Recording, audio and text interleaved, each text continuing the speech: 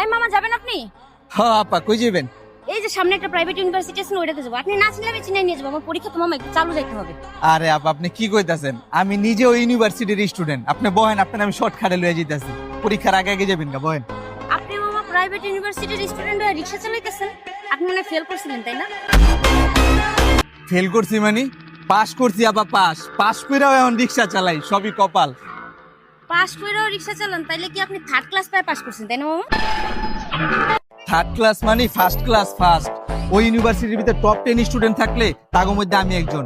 আপনার ইউনিভার্সিটির দেয়ালে দেখবেন প্রিন্সিপালের লগে সুন্দর করে আমার একটা ছবি বাঁধানো আছে। ও মামা, বুঝতে পারছি, রিক্সা চালান মনে হয় আপনার পারিবারিক ব্যবসা তাই না? মনে পাস করে চাকরি বাকরির জন্য অ্যাপ্লাই করেননি? আপনি এটা কি কইলেন আপা? 2 বছরে আমি না হলো 40 জোড়া জুতা খোয়াইছি আপা। প্রতি মাসে 2টা করে জুতা খোয়া হয়ে গেত, আমি আর চাকরি পাইতাম না। এখন বাদ দিয়ে রিক্সা চালাই। ফার্স্ট ক্লাস পায় মামা আপনার এই অবস্থা, আমি আর পরীক্ষা দিয়ে কি করব? আমার এমনিতেই প্রত্যেক সেমিস্টারে মামা একটা দুইটা রিটেক থাকে। ফাইনাল আমি প্রিপারেশন অনেক ভালো নিছি, টাইম না সেকেন্ড ক্লাস পাইলেও পাইতে পারি। পরীক্ষা আমি দিমু না, বাসায় গিয়ে টিকটক করে গিয়ে এটাই কাজ।